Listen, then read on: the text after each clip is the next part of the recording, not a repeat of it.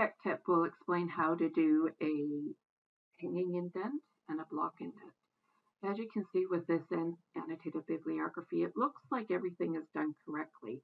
In particular, this here reference looks like it has a hanging indent, but in fact, the student did it by using spaces instead of a hanging indent.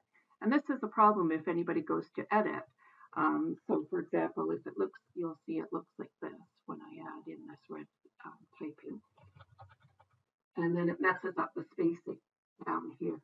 So it looks wrong. It can be very frustrating if you don't know how to do this properly, because then if you notice you made a mistake and you have to go back in and add something, then you've messed up your spacing and you have to respace everything, and so it's just more frustrating than it's worth. So I'm going to show you how to do a proper hanging indent and also a block indent.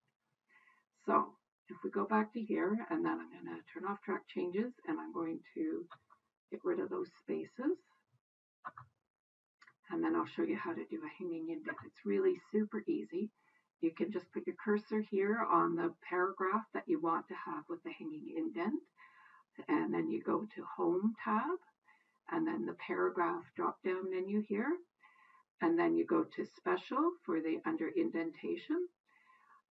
And you can see you have a choice between the first line being indent or a hanging indent. We want the hanging indent. So you click that, you click OK, and it's like magic. It shows you, it just does it automatically. I'll show you this again on this next one. You click on it, you go to the paragraph drop down, you go to Special, you go to Hanging Indent, and you click OK.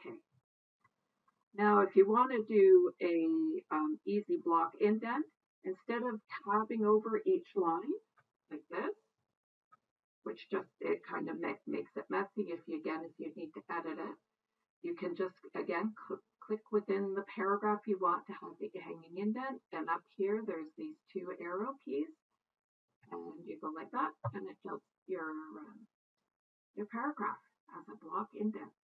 You will use block indents when doing these annotated bibliographies, but also if you're doing a long direct quote in an essay, a direct quote that's longer than 3 lines, it needs to be block indented. That's all for now.